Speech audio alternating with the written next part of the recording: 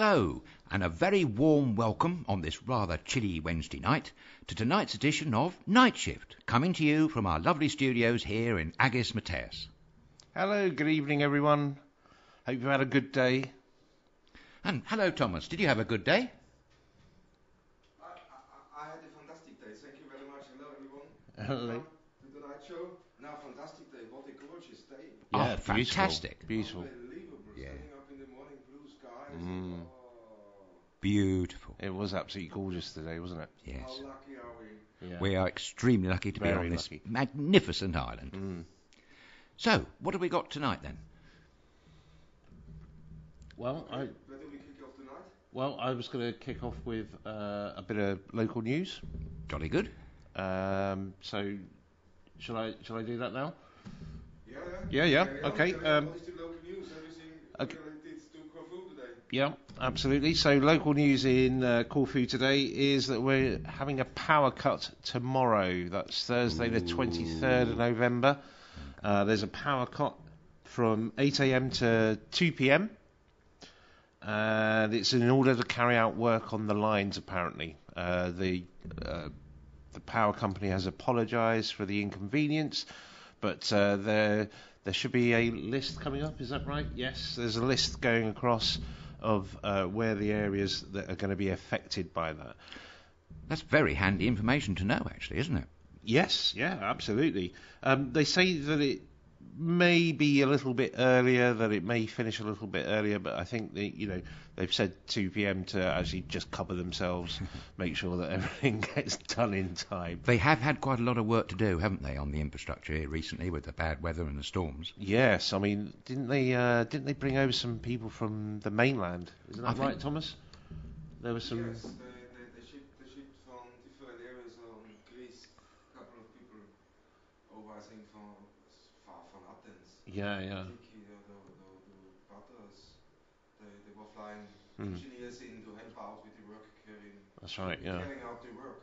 Of course, from the big storms. No? So Yeah. Yeah, absolutely. Yeah. I don't know whether this is part of that or whether this was a scheduled piece of work, but for everybody that's interested, that's going along the screen at the moment, and it's as I say again, it's tomorrow, Thursday, 23rd of November, 8 a.m. till 2 p.m.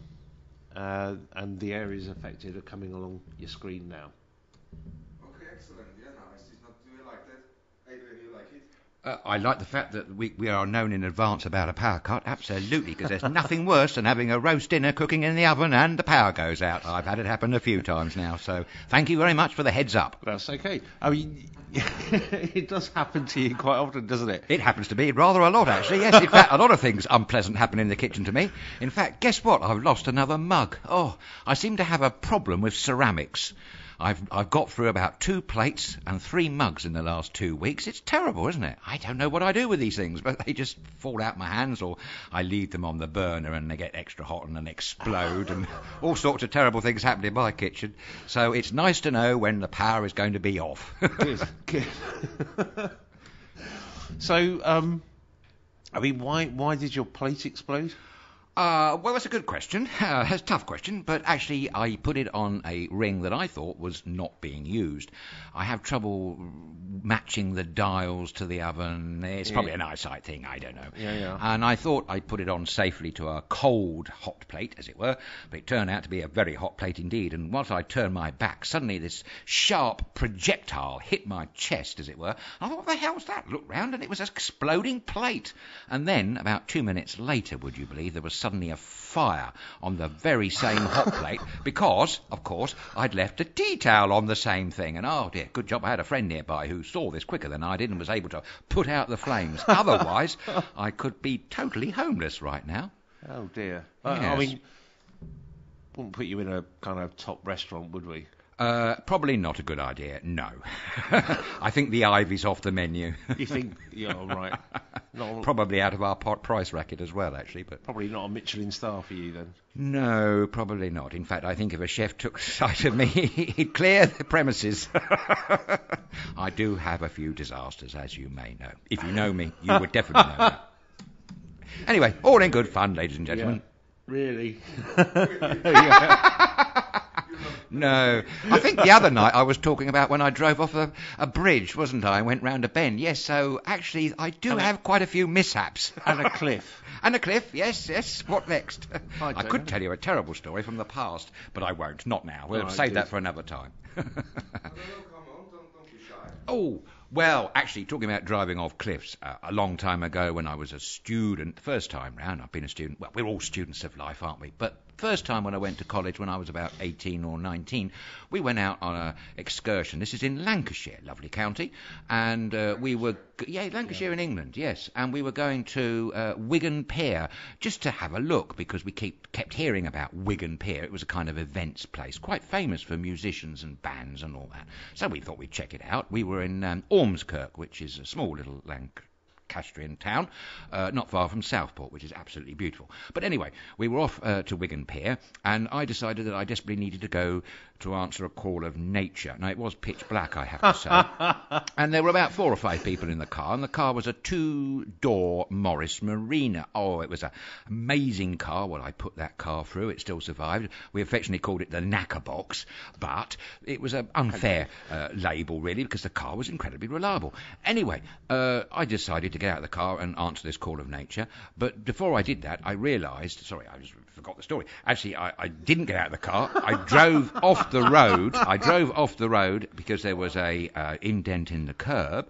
And unfortunately, I didn't see that the road ended. There was no road. It was a complete precipice, and the 2 front wheels of the car dangled over the edge, a little bit like the bus in The Italian Job, if you remember that fantastic movie. Oh, and no doubt the remake as well. But the first one with Michael Caine, what a film. Anyway, the car was perched, and thank heavens, underneath the edge, which we didn't see at first, but thank heavens there was a further ledge. So some people had to very delicately climb out of the windows of the car, making sure the car was balancing like this, and they got very kindly, they got in front of the car, and with all their might, whilst I was putting it in reverse, they lifted the car up so I was able to reverse back. And oh dear, I'll tell you something, I didn't fancy going to the answer the call of nature after that. I thought you already had. Well, I nearly did. That was another call, yes. But oh dear, everybody was most shaken up about that little I'm not adventure. surprised. Yeah, that was a long time ago. I mean, you get yourself into some situations sometimes, don't you? I do, yes. Anyway, let's move on. All right, okay. Are there any other little bits of local news or tidbits? No. That was all I had for today. So that's it. There's no more. Well, no, I mean, I thought that was quite important, but Yeah, no, it's cool. So people know where the power cuts are. So I think it's fine.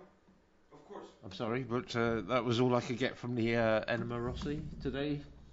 Of course, if you lovely people out there are listening and watching this have any news or any items, That would be please great. bring them in. Yes, that would be fabulous. We're always saying the line, we'd love to hear from you. But do you know what? We actually really mean it. Yes, that's very true. I mean, any kind of news would be good, wouldn't it, to put out there? It'd be fantastic. If you want something to be said, then let us know and we'll say it for you. Absolutely. Okay, cool. Yeah. That's all from us. What from the news or that's it? Oh, what do you mean, world news or? Well, we can talk a little bit about world news. A couple of stories Yeah, this would be brilliant. caught my eye. I got a little bit problems with my microphone, so I will fix that. Okay. And you guys go to world news. You had something interesting. Well, I have a couple of little stories, one from the United Kingdom and one from somewhere far away. But let's start one with the United Kingdom first. You might know this already, but there was a lady in Oxfordshire who contacted the BBC the other day, and she's a scientist at Oxford University, and she was interested and enthralled to know that some engineers from her local water company, when they were called out to find this leaking mains water pipe, they actually used divining rods. Oh, yes. Even though they have satellite technology, GPS, and the most sophisticated state-of-the-art technology at their disposal, they were using divining rods. And, hey presto, they found the leak just like that. That's good. She was quite intrigued by this, so she decided to find out how many water companies in the country, United Kingdom, actually use such techniques. Yeah. And apparently they all do, with the exception of 3. Okay. The three being... Name and shame, Adrian. Name and shame. Oh, the name and shame of the three water companies that absolutely under no circumstances whatsoever use divining rods. These divining rods, by the way, are, the Y shape. You've probably seen people do it. And apparently it's a technique that's very many hundreds of years old, so I believe. Apparently so. The naming and shaming, I mean no offence to these lovely water companies, but the three companies in question were Northern Ireland, and, I'm forgetting the other one, but one of them, Northumberland Water, and the other one was Wessex Water. Okay. Maybe the Wessex Water had other powers to call upon, being the ancient capital, the ancient county of the country, I don't know. But the interesting thing that stood out of this story, which is really why I'm telling you, is something that this lady, who is actually called Sally LePage, her name is, and thank you very much, Sally. He's putting his glasses on. He is. Right. I'm putting the glasses on because I have a sort of eyesight problem. But she said, when I would you put glasses on? Why else would you put glasses on? Maybe to try and look intelligent? To take the sun out. Well, yes. I'd have to have some very special glasses for that to be the case. Anyway, she said, this lovely lady, she said, we were very surprised when a technician used two bent Ted pigs to find a mains water pipe. Isn't it a bit silly that big companies are still using magic to do their jobs? Would you call it magic? Well, that's what I thought, you see. That's why I mentioned this little story, because is it magic? I don't know. I thought I'd open the question to you. I don't know. I have to admit that I've actually been divining. Have you really? Good heavens, well. Many years ago, I used to work for a radio station, and I actually went to a place called Stanton Drew, which is just outside Bristol, and met some members of a divining society. How fabulous. And we were walking around, and yes, I mean, I can admit that I've held divining rods in my hand, and they have crossed over. They work then? Yes, they do. Wow. But what did make me speculate a little bit was when the guy that was telling me about this said, well, you can think of anything, and it will divine it. And I think, really? Really? Have a guess what my first thought was. Is that suitable for grannies on the radio? Oh, yes. Absolutely. Okay, good. Yeah, beer. Beer! Of course, we should have known that, Thomas, shouldn't we? We should have known. Needless to say, they didn't cross anywhere around Stanton Drew until I got to the Green Man pub. Oh, highly appropriate. Which is a very nice pub, which is very near to Stanton Drew. Have you ever been to Stanton Drew? I haven't, no, but I think I might have to go. Yeah, Standing Stones? Yes. Maybe I have. Maybe some time ago I have. Yes, I like the concept of the Green Man. No, it's quite interesting, isn't it? Oh, the Green Man? Yes. Isn't that Wiccan or something like that? I'm not sure. But yes. Anyway, ancient British. It's very ancient, yes. If you have any divining stories out there, we'd love to hear them. Or divine stories. Or divine stories even, well, yes. Yeah, I mean... Why not? Wine stories. I can tell you a few wine stories. Wine stories? I think he's missed the D there. That's fine. Yeah, if you need a wine story, no problem. We can talk about that now. Wine? About wine. Red doesn't agree with me. Well, we're going to do the whining in a bit later when we have the Daily Moan, aren't we? So we'll have a bit of wine then, maybe. Maybe. Yeah. The other story. We also talk about something completely different, yeah? Probably. Yeah, but never mind. So the other story that caught my eye was all the way from China. Go on. And it's only a small little story. It's about an act of heroism, really, quite frankly. But what caught my eye was not just that, because acts of heroism happen all the time in every country across the planet. Mm-hmm. Thank heavens they do. But it's the award that was given for this act of bravery, shall we say. That's what caught my eye. The act of bravery, or the hero action, was about a man who'd finished work, and he had his mates in his car, and he was driving along in a sedan car in China, and they were on their way to their favourite fish restaurant. They were going to have a fish supper at this particular restaurant. And whilst they were driving along the highway, he had his dash camera on. He saw a lorry trying to overtake a car in front, and unfortunately the lorry misjudged the bend and went out of control, knocking the poor red car that was in front of him off the road and into the middle of a man-made lake.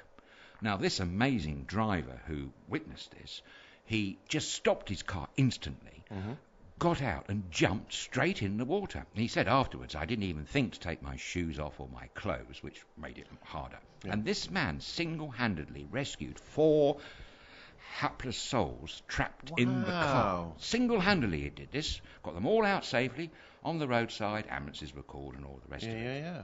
And they all went off on their merry way and he didn't think any more about it. The restaurant that they were going to go to have their fish supper was so impressed by this act of bravery and heroism that they've awarded this said gentleman a lifetime supply of fish heads. Wow. So, I don't know, I'm sure lots of people in China love fish heads, but I personally might be slightly disappointed. I don't know. What about you? Well, I don't like fish that much anyway, so that would really defeat the object for me. Thanks very much, So he was delighted to have a lifetime supply. Lifetime supply. So does that mean that... Brilliant. It is, isn't it? I think what with the cheap way of promoting fish heads? I mean, what would you do with a lifetime supply of fish heads? No clue, man. What well, eat them, I hope. Well, I don't know. No, would you get sick of them after a time, Surely there's only so many fish heads you can actually consume, possibly. Well, I suppose so, but also, I mean, would you give them away? Probably. Well, probably. He'd give them to his friends in a car, and maybe the occupants of the car that got rescued. Well, that's his Christmas present sorted out for the rest of his life then, isn't it? But what a lovely, wonderful act of bravery. That is, amazing. And that just shows you there is fantastic humanity out there, and we praise that. I mean, 4 people, that is extraordinary. It is, isn't it? In such short space of time, because he knew they were going to be lost if he didn't act very, very quickly. So did he go in for each of them? Yes, individually. Individually, I think he did. So he went back in and. I believe so. Yes. Wow. I don't know the age or the abilities of the passengers that were trapped in the car. Right. I can't answer. So nobody else helped? No, even though there were other people around, like the blue lorry driver, for instance, or the lorry driver of the blue lorry, I should say. He was still around, and I think there were other people. This was on quite a big, busy road. Not a main highway, expressway, I don't mean that, but it was quite a busy road. I hear in China that they have traffic jams that can last up to 10 days. Oh, really? Wow. Yeah, do you not hear about this? No. They have tailbacks that go back for, I don't know, what was it, something like 10 kilometres or something like that. But people have been stuck there for days. So local people are taking advantage of this, bringing them food and water and stuff and charging high prices. Wow. High prices. Okay, that's okay. 10 days. What do you do 10 days in a traffic jam? In a traffic jam. I mean, how to entertain yourself for 10 days? They were going. It was so slow. Some of these traffic jams are so slow because they have like 50-lane motorways, and traffic was moving away so slowly it was like moving a kilometre a day. Oh, wow! Isn't that extraordinary? But that must be brilliant. They're phoning your boss and said, "Mate, I'm running a little bit late." Is it going to be a bit late? How late are you going to be? 10 days. It's all right. It's terrible, isn't it? Effectively, when you calculate this, they're only going 3 times a month to work. Yeah. That's a good way. That's terrible, isn't it? Apparently caused by roadworks. Isn't it always caused by roadworks? And the traffic system itself. That's terrible, though, isn't it? 10 days. Yes, I'm glad I wasn't there. I mean, if you'd gone to the shopping, if you'd gone to the supermarket, your milk would have gone off. Your milk would have gone off. Your freezing stuff would have melted, and you'd have had to go back. Have to go back to the supermarket. Could you face it? Yeah. Oh, brilliant. Oh, bugger, now I have to go back. I mean, that's it, isn't it? You'd be stuck there and go, oh, God, I've eaten all the shopping, I'll have to go back. You'd be in endless loop. You'd be in endless shopping. You would be seen for days. Your family would be going, where is he gone? Yeah. Where's he gone? That's horrible. He's gone shopping. Was that around the Beijing area or somewhere else? I'm not sure. It was a report I saw, probably on the BBC. Right. You know. Okay. Kind of puts you off driving in China, doesn't it, really? Well, a little bit. I nearly said can't put you off the BBC. It's on the BBC. Nah, driving in China is alright. Okay, man, that's your. Well done, man. Well done, UK and China covered. Yeah. Well, I like to spread across the globe a bit, you know. Sorry, All friends are welcome here. Absolutely. We broadcast to anywhere, wherever you are in the world, or indeed any other world. We will broadcast to you. Fabulous. Okay, what was that? Okay. What was our next subject we were going to talk about today? Next subject for today. Okay, let me have a quick look. You rumbled me. Oh, sorry. Next subject of the day. Okay, what we have to get is we have to come back to the beautiful island of Corfu again. Yes. No, and we jump straight into question and answers about Corfu. Ah, yes. Okay. Yeah. Yep. And we got a message from someone. Done holiday this year, Corfu. Loved it. What a fantastic island. Mm-hmm. But what is that called kumquat? Ah. Well, we can safely say it's a fruit. It grows on a rather lovely tree, Yeah. and it has a variety of uses. Well, at least a couple, I believe. Certainly one. Certainly one. And that is a liqueur. I have to say, I don't actually think I've tasted it, but it's very popular in many shops here. It's like an accompaniment or an associate to limoncello, for instance, if you want to know what I mean. A sort of after-dinner drink, maybe. Okay. Maybe a little aperitif.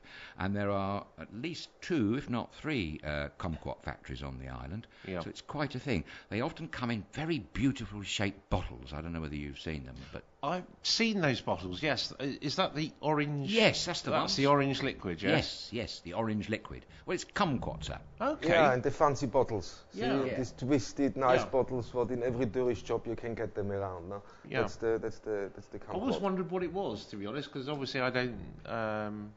my Greek is very bad. Well, mine's not much better, I don't think. In So, fact, I think yeah. yours is better than mine. But it certainly grows from a tree, and many people are lucky enough to have them in their gardens here. Oh, right. I have okay. seen a few, actually. So what else can you make with kumquat, then? I'm sure there was something, wasn't there, Thomas? I can't seem to remember at the moment, but I'm yeah, sure there was something. there was some. Now you can make jam. So Jams, I that's was right. lucky Jam. enough. Yeah, I was lucky enough to get a local, lucky enough to taste a local jam, a local produced for kumquat. I was very skeptic. Because I have to be honest. Everybody, when you go shopping, you're a tourist, you come here. Most of the shop just to say hello. They have these little white cups. But they check out, no, and they put a little bit of kumquat in, probably a little bit of water too, and then they say hello and they want yamas with you. Okay, No? yeah. Well, that's when I tasted it first time, I was rather disappointed. Okay. You know, but there is better, there is good stuff, there is good kumquat liquor, but Okay. the jam, fantastic. Was it? Yeah. What did it But taste jam like? was You know, really, it's very sweet. It's sweet.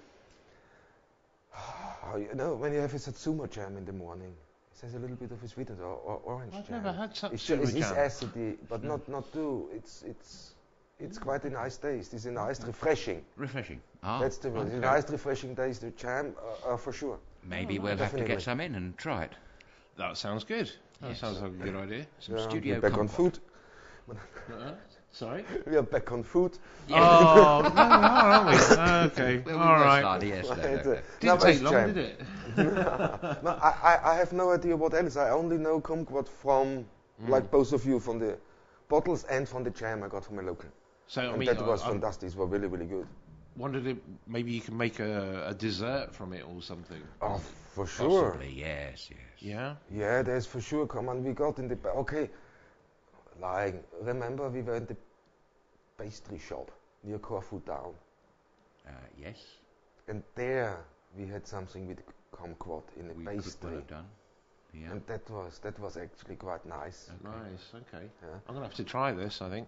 We all have to have Yeah, a kumquat yeah. evening. Sounds yeah, and see, or maybe anyone who is watching or listening to us now has an idea what to make with kumquat. Kumquat. Maybe a recipe of some Kumquat. sort. Recipe. So what else they use kumquat for? Great idea. Yeah. So write into us. Ticker is just running on the bottom. There's the email. Email us at nightshift@studiokerkyra.com. or send us a message on Facebook. We picked it up, and we would be really, I'm personally interested. Yeah, I am What? as well. What else you can do with kumquat? I mean, I know one thing now. That's just shot in my head now. Okay. Good one. Oh my God, Cool. I have to tell the name. That's Jeff. We moved house, and then Jeff helped me. We moved into his house, and he had in his pantry a little glass jar with this little tap on the bottom. You know the big Metaxa bottles you get with this thing. Similar, just a little bit bigger. You know? And that was full with kumquats. Really? Okay. I was thinking, okay, what's that? So when he came over, he said, "Do you know what it is?" I said, "I know, it's kumquats." But what? He said, "No, I put them into vodka." Now it comes clear. Yeah. So and we had the taste. Yeah. Even Claire had a taste. Mm-hmm. She's not one for alcohol. Yeah. But she had a taste. No? Even she liked it. Wow. So it was really sweet, really sing. You had a hint of vodka, but you also had the refreshingness, the sweetness of the kumquat. And he given me the recipe, so I gonna try that, and then I don't know. He said it has to stand for 1 month. Really? Right? 1 month. It has to stand for 1 month, and then it's okay. And you even put a half a bag of sugar in it. Yes. Okay. So it was rather nice, I have to say. I had so, a friend but that that's another one. used to do their own vodka. Really, really nice. Used to get mint. So you had mint vodka and orange vodka and lovely. I loved it. It was great testing it. But I love it. But I did. They won the kumquat with vodka. Were nice. He said he also done it with gin. But he drank that whole. So this must have been nice too. Vodka and gin. There were none left, no? And then the best thing comes in the end. He said, "I don't throw that away, the mash, what you have in the end, no, all the kumquats, what sucked that vodka up, no? He's making jam with it after." Oh, vodka jam. So vodka kumquat jam. So he's making some. He promised me some. So Jeff, if you're watching, here's the camera. Jeff, if you're watching, I'm waiting.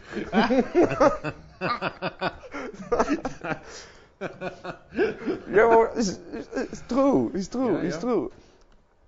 So it's one of the things here. Yeah, kumquat. So I hope this explains it. I should have bothered to look for a picture and show the people who don't know what a kumquat is, how a kumquat looks. Oh, well, we can show you a bottle. We'll bring one in. We bring one in tomorrow, we show you a bottle, and we bring the fruit maybe, or we have a picture of the fruit that we can show them. The fruit. Yeah. What was that fruit that we found the other day, Thomas? Lotus fruit. Oh, wasn't yes, lotus fruit. Yes. Yes. That was really nice. That's still ripening, by the way. Don't eat them if they're not ripe. If they're not red, don't eat them. Apparently, it gives you the how do I put it? The trots. Right. Yeah, you'll be going to the toilet rather frequently. What if it's More than normal, no thank you. More than normal. Yes, exactly. No. But they also said something about forgetfulness or something. Yes, that's right. It's something to do with Odysseus coming across an island of people that ate this fruit, which is I think they call it lotus fruit here. I think in the UK it's called persimmon fruit. Yes, was it Odysseus? Oh, I don't know. I can't remember. Dionysus? If it was Odysseus. Oh, I don't know. No. I think you're right. Came across this island that is the island of forgetful people because they ate so much of this fruit. Apparently, it's very, very sweet. I haven't tried it yet. Why does it make you forget then? You have so much of it. You have so much of it. It's so sweet. Oh, right. Such a sweet fruit. But you can make brandy from it and wine. That's handy. just put it out there. Some important information. Just important information. You can make brandy and wine. And we'd love to try it. I'd love to try. Very nice brandy. You don't say. Cool. Okay, on to the next is, I think we covered kumquat. Yes. Yeah. Okay. That was a good question, though. A cool question. I like that. Yeah, because it's a lot to hear that. Yeah, thank you for the question. I have to start writing the names down who sent these questions in, because I got another question here from someone. Okay, and that's relating to history. Okay. Yeah. And that's about which historic places, when you come to Corfu of holiday, which historic places we recommend to view, Okay. to visit, no? What? Yes. I think you've got to look at both the forts, the old fort and the new fort. Both are full of different things. Yes. There's a fabulous museum next to the old fort, which is quite wonderful. But also what you may not be aware of is that north of Corfu town, I'm trying to think exactly where, I can't remember, but it's not far north of Corfu town, on the east coast, there is the remnants of an old Venetian boatyard, which is rather interesting to see. Okay. I've only seen that once. I need to go back there again and have another look. That's somewhere between Corfu town and Dacia, somewhere in that area. Gardiki Castle, of course. Well, that's actually 3 castles, because there's Cassiope Castle and Anglo Castro. No? Anglo Castro, that's right. And And the Northwest Gardiki. Coast, yeah. And I dare say there's lots of other interesting museums. Well, we've seen the one in Sedaris, but there are actually others. Okay, there is Mouse Island, but historically Mouse Island is correct. It has been a monastery before, or am I wrong? I think you might be right. Yes, there, James. I think you're right. I think you're right. It was a monastery before, yeah? Yeah. Well, this is one thing, and I think it's one place, when you ask people, no? It's Mouse Island, it's the castles, it's the new fort, it's the old fort, it's the fish market. Cassiope is very nice. Yeah? But one thing what makes me sad is a lot of people don't mention Monrepos. No, that's true. Even I'd forgotten that. Monrepos is a Monrepos. fantastic place. I was actually going to say that, Monrepos. What a great place. I mean, this is, especially for the English, it has a connection, no? Well, yes, the Duke of Edinburgh, Prince Philip, was born there. He lived there until he was 5 years of age, I believe. The house is still there, it's very much there. Perhaps it could do with a slight little renovation, but the actual grounds that it's in, the park at Monrepos, is absolutely beautiful and glorious. It has the most amazing array of different trees. Really, if you like trees, go and have a look at Monrepos. They've got some extraordinary trees there, including 1 or 2 from South America, I seem to remember.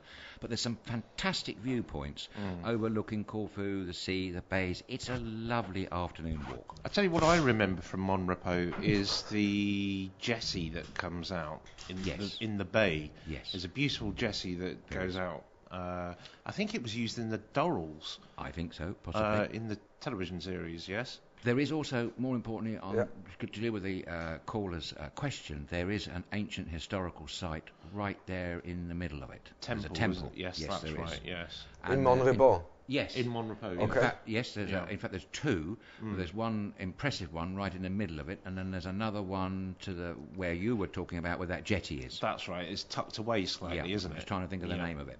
Yeah. It escapes me for the moment. But it's certainly, Monrepos is part of Corfu town. It's certainly worth an afternoon's walk around. Oh, certainly is. That park is just gorgeous, isn't Yes, it? and in the park there is actually an old wooden amphitheatre, which is in a state of a little bit of disrepair, but when I last checked it out, they were making some inroads to repairing it.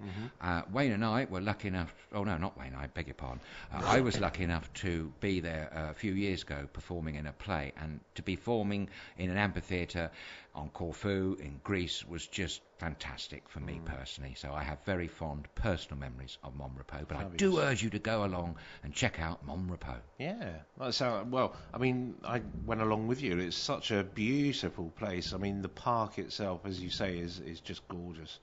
Just some lovely little walks through there, and some viewpoints as well, isn't there? Yes, lots of little viewpoints and plenty of seats to sit down. So if you fancy a quick rest, you can do so. Yeah, it's well laid out. Is there anywhere else that's worth going to? Well, the whole island. I always say that to everybody. Yeah, well, obviously the whole island. But I mean, as Thomas was saying, any historical sites that are possibly, really good to go and see. I mean, the whole island is full of it. Well, it's full of drenched in history. When you look, there's a good thing. This is a trip advisor, I think. No? TripAdvisor.com. They have quite a good selection on things to see. Yeah, good. But it's another one. I'm disappointed in you, Aid. There's one other place what everybody should see. What's that? Man, it's one of you like that place so much. Come on, you told me so many times about it, no? And sadly enough, this is one thing where I think tourists are not pushed to it, no? Old Borussia. Oh, yes. I mean, yes. Thank you for reminding me, Thomas. It's a very long, hard drive up, but it's well worth the effort. The views are fantastic, and actually, when you're up in the area of Old Perithia, it's almost as if you wonder whether you are in Corfu or indeed Greece. There's a section of that actually that reminds me of Cumbria, the shape of the mountains and all the rest of it in England. But it's an amazing place, an old, very old village that did fall into disrepair, and over the last 10 years has gradually been renovated. There are about 3 or 4 tavernas there. There's an ancient church that has received a lot of funds from the EU to renovate that up. And it's well worth an afternoon, or rather a day trip, actually. You can walk around many houses, some of which have been repaired, some haven't. And it's a lovely spot. Very good on a hot summer's day, because actually it's not quite so hot up there. The other thing I would say is that when you're driving on this rather windy road that goes up there, you're very lucky and probably quite fortunate to see condors, or eagles if you like. Quite an extraordinary array of those, so it's worth going up to have a look at them, really. Well, thank you for reminding me, Thomas. Yes, Old Perithia, it's not something I mentioned. You're absolutely right.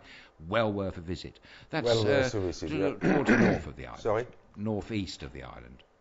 So it might not be a day trip then if you're staying in the northeast of the island. Yeah, I mean the entrance is a little bit north of Cassiope. Okay, cool. Okay, any other places of historical what they wanted to see? They want to see what is worth visiting. Which places on the island of Corfu is worth visiting, historically speaking? Yeah. Well, I mean, I don't really, I can't really comment. I really can't. No. I'm so sorry. I mean, I know Aid. I know you, Aid. I mean, you in love with Gardiki Castle. I love Gardiki Castle. I know you're mad about it. I mentioned Gardiki. That was the first place I mentioned, actually, because I do love the place. If you wanted to see a sort of 16th century pirate fishing village, then I recommend Pentati on the southwest coast.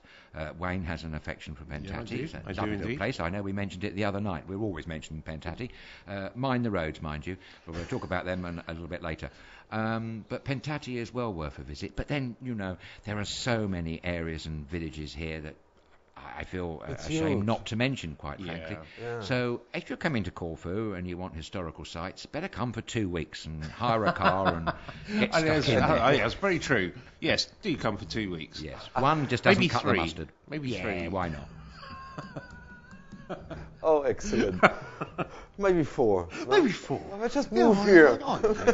Exactly. You just end up being here all the time because it is so lovely. It really is. Absolutely. There's so much to see, which I haven't seen actually yet. So, I'm looking forward to seeing some of these places, like the place that you just said, Old Perithia. Old Perithia, yeah, I'd love to see that. It's great. We'll go up there. All right. There's some very good tavernas up there. There's a jolly nice chap called Costas. I call him Costas of the Mountains because he's a wise old bird. Okay. Yeah. Cool.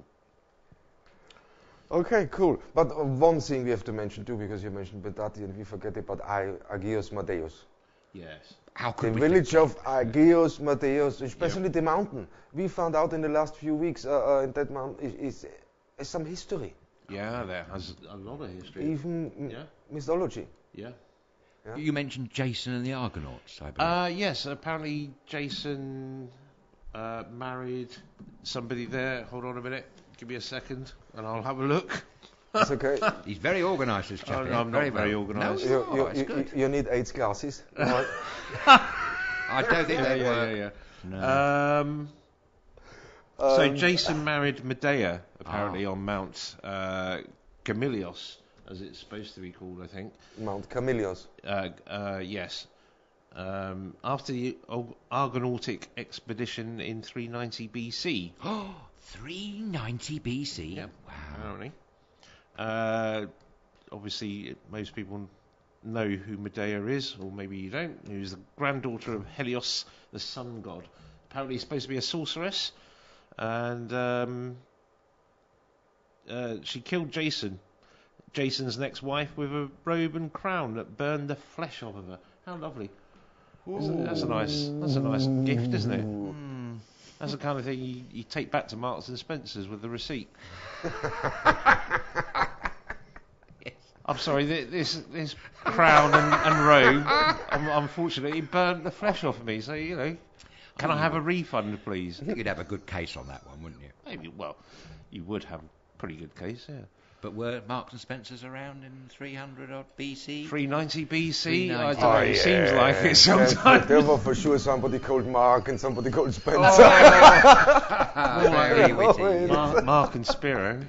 Mark and Spiro. Yes. Yeah. We don't know many Spiros here. No, not at all. It's not just the history is fantastic. When you go into Asmodeus village history, yes, it's brilliant. Talk to the locals what we did, and we find out. But going up to the mountain, seeing the little monastery, where they have every year the festival, 5th or 6th of August every year they have their festival up there. No? Yep. But that's not it. I mean, the viewpoint. Oh, yeah. The viewpoint was stunning, wasn't it? Wow, huh? You could see right down to the very southern tip of the island. In fact, you could see, I would say, 2/3 of the whole island, quite frankly. Yeah. Amazing On a clear day, you can see Paxos so close. Wow. And this is the other island, Paxos, no? Yeah. But you can see down to Kavos. It's unbelievable. There's a viewpoint. It's worth a visit. So it's worth to visit Asmodeus. It's a fantastic little Just village. to see that. Sorry, guys, I'm excited about that village. That's okay. It's a fantastic little village. It's one of the best, Thomas. Lovely one place. of the biggest working villages. Yeah. And one of the oldest. One of the oldest too. So it's open all year round. So you have your shops over here. You have your supermarkets, you have your butcher, you have your hairdresser, you have your coffee shops, you have your grill house, you have the village taverna, you have your pizzeria, you got your bakery, you got your pharmacy, hardware store. Hardware store down the corner, post office down the corner. It's a fantastic little village and history, and especially the alleyways. Oh yeah, there was some. Thomas and I did a little bit of exploring around Agios Mateios and showed me a little alleyway that was so tiny. It was so tiny. To be honest, I didn't fit need it in there. You fitted all right. I didn't need to duck. Ah. You know what? Comes in handy then. For once you were right. I didn't need to duck, Thomas did. Yeah, but you see, this is where he took to Mickey. I walked ahead of him, and then I could hear him in the back. No, I said, "What's wrong with you?" He said, "I don't need to duck." So bless. Never mind. No, it's all right, man. On the drive up to the monastery at the top of the mountain here in Agios Mateios, we did that a few weeks ago, actually, maybe a few months ago. I remember it's quite a climb up. It's a very beautiful drive up there. But part of the section is this beautiful avenue of oak trees. You don't actually expect to see them here. That's why the diversity of flora up there was quite stunning. Yeah, lovely. I'm surprised they haven't been taken down and made into olive trees, to be honest. Wow. I mean, as we were saying, there are olive trees everywhere here, isn't there? 4 million, we were told, yes. Yeah, around that. Yeah. But there's two ways up, no? One is you can go with the car. I would say take a 4x4. Yeah. Not a normal car. Yeah. To get there, so then drive from Mateios to the monastery. What is it? 5 minutes with the car. Yeah, about that probably. About that. But there's also from the center of the village, next to the church, a path. What goes up? A walking path. Yes. That's what the Germans built in the Second World War. Okay. They still maintain it. There's the path up, and this probably takes you around for a slow walk, probably 30 minutes. That's not bad. To walk up there. That's for the average person. I think me, it'd probably take 30 hours, but yeah. So, 30 hours? Probably. I'll be asking for oxygen many times now. And probably have a sit coffees. down. I might sit down. I think I might have a sit down. Yes, I know. I might. But no, it's fantastic. So of course, I love the village. It's a nice village. If you don't know it, come and visit that village. Definitely. Yeah. So guys, that's. I hope this answered this question about Corfu. And there are just one more came in. That is a good question now. So I'm really afraid to cover. Somebody's writing. Can you recommend a good travel guide? the books I have about Corfu, when I visited, I can't read. I can't say that one. You can't say that word. No, I can't Fair say enough. that on air. I can imagine But what it he is. was unhappy Oh, okay. with travel guides. He thinks there is not one travel book about the island. What is correct? Well, there's there's probably 2 points there. Like the maps, if you see that there's lots of different maps, many of them are, I have to say, incorrect, or they are missing key pieces of information. You can get some good maps. I can try and have a rummage and try and bring one in. But on the subject of guidebooks, the person who's asked the question has made a very Travel good point. guide, yeah. I would agree with there aren't that many that I've seen. However, in my possession, somewhere in the house, there is one that I think is quite good. So I'll try and have a rummage tonight or tomorrow and try and have it here tomorrow. I'll try. I can't promise, but I'll do my best. But it's and a then good I guide. can share you with it. Yeah, share it with you. Yes, it's informative and well written. But I Okay. can't remember the name of it. And Who it is says by? Blue and White, I think. It's a Yeah. small book about that size. Okay. I will try. Otherwise, maybe we here at StudioKerkyra could try and be your guides, Yeah. Because You if we never know. don't know, we might know someone who does. Yeah, so if you have a question about the island, you want us to check something out, send us an email to Send us an email. Nightshift at StudioKerkyra.com, and we send Adrian to check it out for you. Thank you, Thomas. Whoa, Yeah. that's what you just said, no? No, I will try my best. Yeah. Yes, No, yes. definitely, Remind definitely. me. I do have a forgetful memory. Travel guides are can be a bit of a hit and miss thing. I always used to go with Rough Guide. I don't know if any of Yes. you have come No, it's a across good one. I Rough think that's a Guide. good one. I think I mean, it's quite good. I So got terrible. one before we came here onto the island. I got Yeah. one and I started reading. I don't want to mention the publisher's name. Okay. To me, it seemed like it wasn't updated. It seemed, that somebody wrote this in the 80s. Yeah. And pictures what were in there were not even updated. It was Yeah. really poor, so Yeah. I was disappointed. And that was a new edition from 2010. So Really? come on, yeah. And when I looked at some pictures, it's nice to see historic pictures of Corfu. I have a whole collection of pictures from the turn of the century and 19th century. And beautiful, especially the municipal theatre. It was an opera house. Yes. Yeah. Fabulous picture. I saw Yeah, I that. saw the picture how it looked before it got bombed. I mean, unbelievable. Beautiful. But it didn't give you any info, nothing historically, and places were outdated. So it was disappointing. That's why I think I like the Rough Guide, because it actually updates every year. It's on, So it makes up to date information. But I suppose if you're travelling to somewhere year in, year out, you don't want to keep updating your Rough Guide, I suppose. Now, most places don't need it, do they? No. Most places don't need the updates, but things. So I think there was a lack in first place having a proper guide on Corfu, or maybe there is so many existing, and each tries to write it different. Yes. Possibly. And then you start confusing the people, no? Yeah. You have to have your own spin on how you're going to write that guide, isn't it? Yeah. I mean, maybe you want to be quirky and do it a bit off the wall kind of way. Or Yes. maybe you want Why to do not? the traditional way. And also, I suppose it depends on what you want to do. Whether you want to walk, take walks, or you're driving, or The activities you're into. Yeah, the activities that you're into, because some of these guides actually specialise in just covering those activities. So, for instance, if you're a surfer or windsurfer or something, then maybe it just tells you the beaches that are really good to surf on. There's a few of those here. Yeah. Oh my God, there's a few, and one of the best is in Halikunas, isn't it? Yeah, It is. exactly. Oh, a lot of kite surfers, a lot of windsurfers down there. Fantastic. Yes. Yeah. But I'm sure there's other places around the island that Definitely, do it as well, Cassiope up in the north is nice for surfing. Mm-hmm. So a lot of surfers up there, definitely. But that's what I mean. Some guides are actually catered for certain activities. And that's the thing. But there's another book what is, and they done a television serious about it, no? So if you want to look, if you want to find a little bit out about the Corfu life, if a famous English author.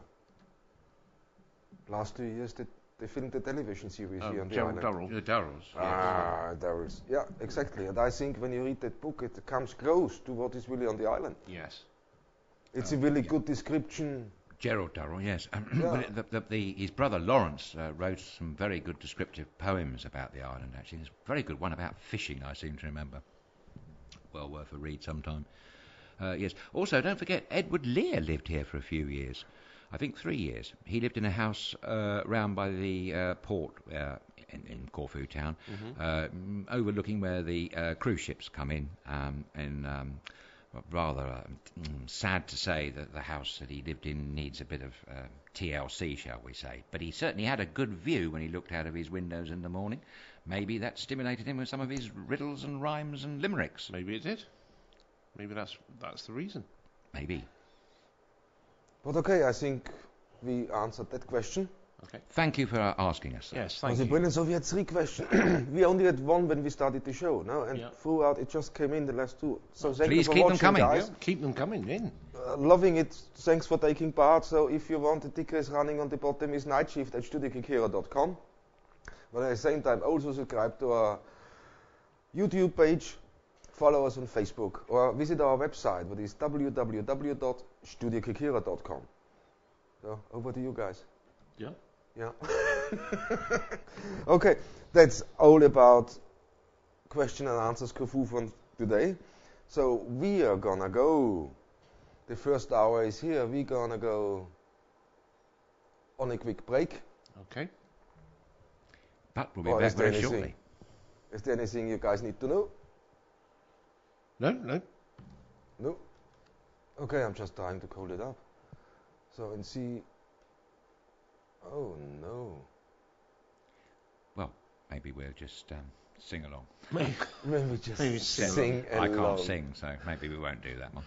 We'll just extol the virtues of wonderful Corfu. Yes. We just get this in and see.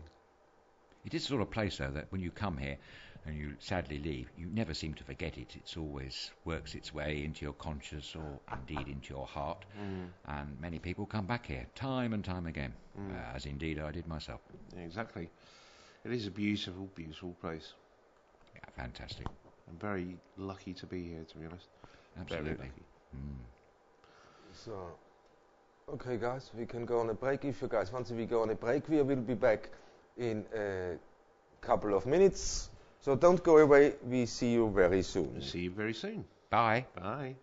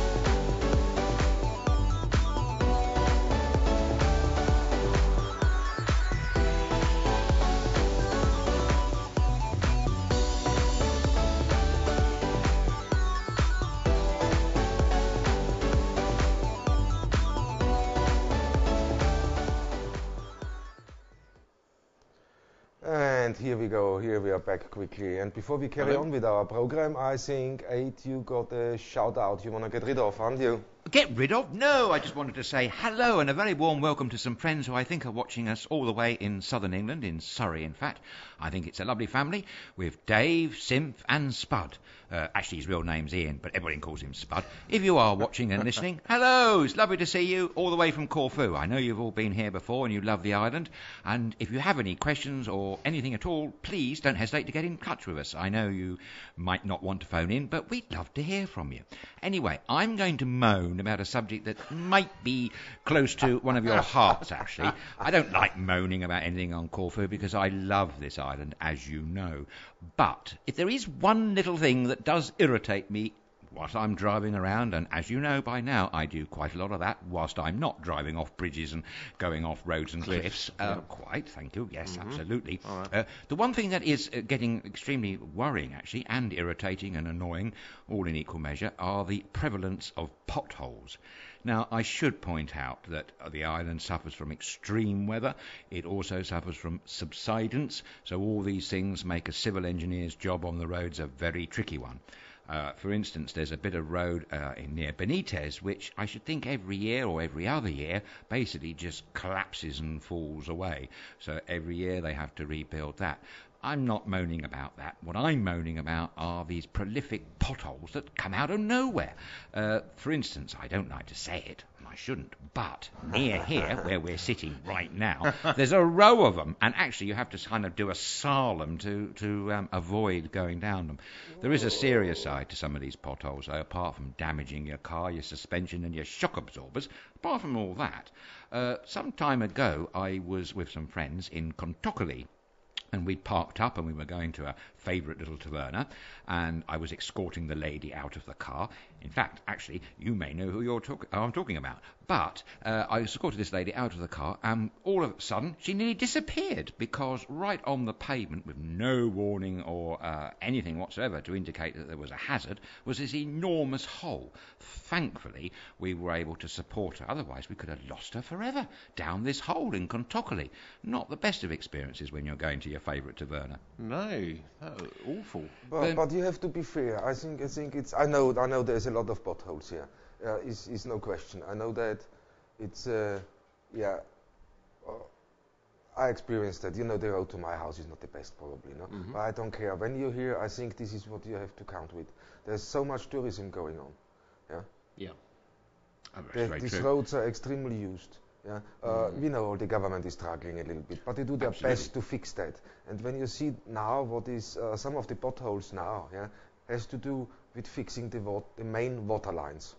The water is the key problem. They had to dig that up, exactly, and they're improving the infrastructure of the island all the time. And of course, it is a little bit of an inconvenience for some people, and you know, some really ripping heavily in to the local municipality, this is the local government body, and some are really slaughtering them. And I think, you know what, you can't comment. If you don't live on the island, no, then you shouldn't comment about the roads.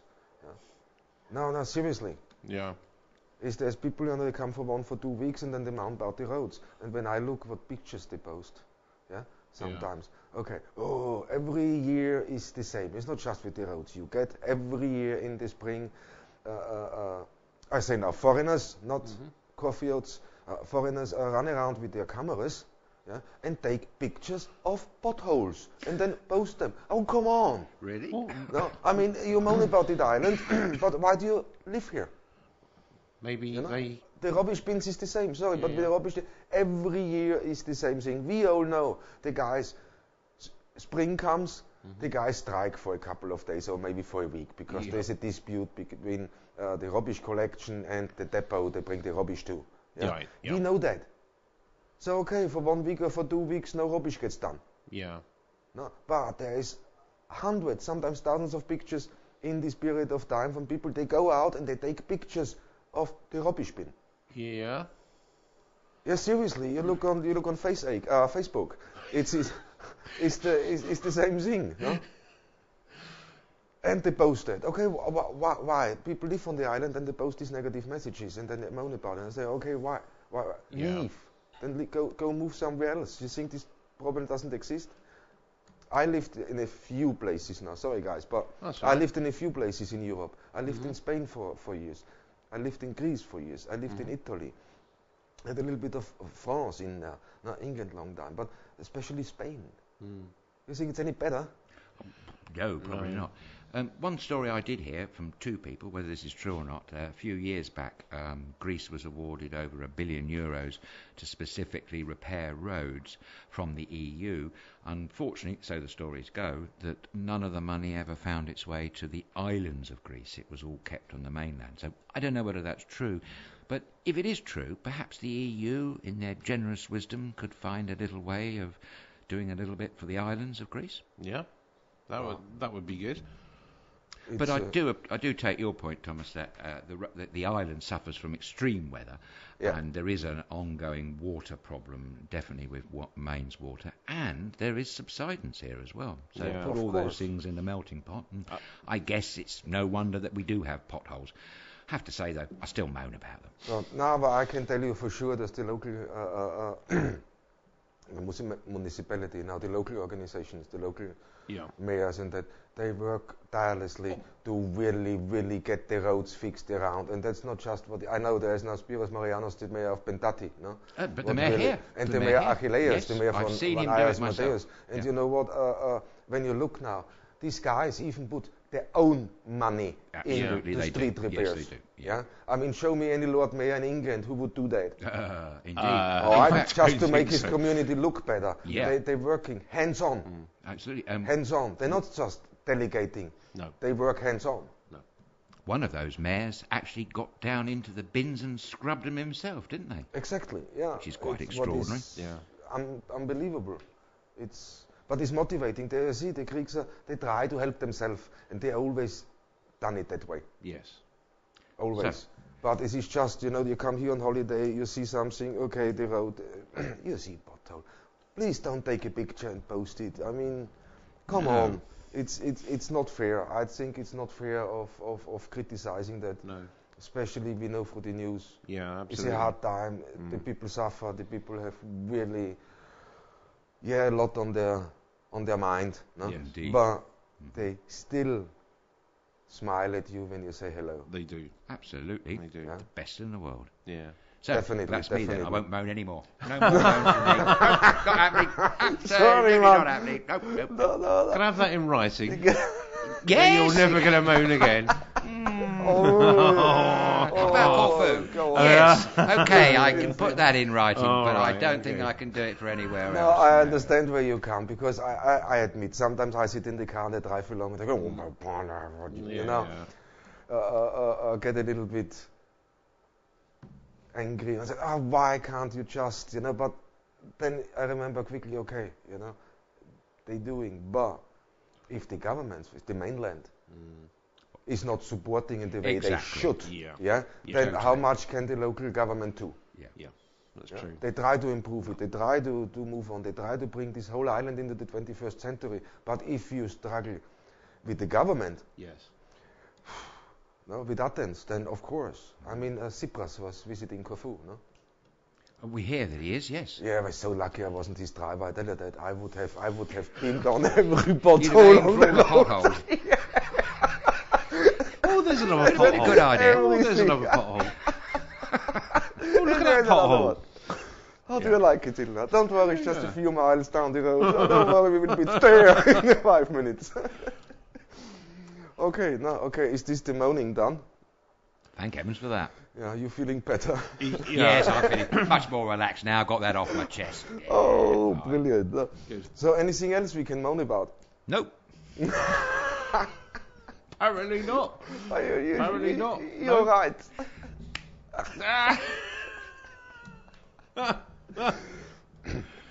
No, it is, we lucky. We understand a little bit behind, because we communicate. We take actively part in the Greek community. Yes. So We you try. start. We try. And you get a little bit of a view, and you see, okay, it's not all that easy as it No. looks. No.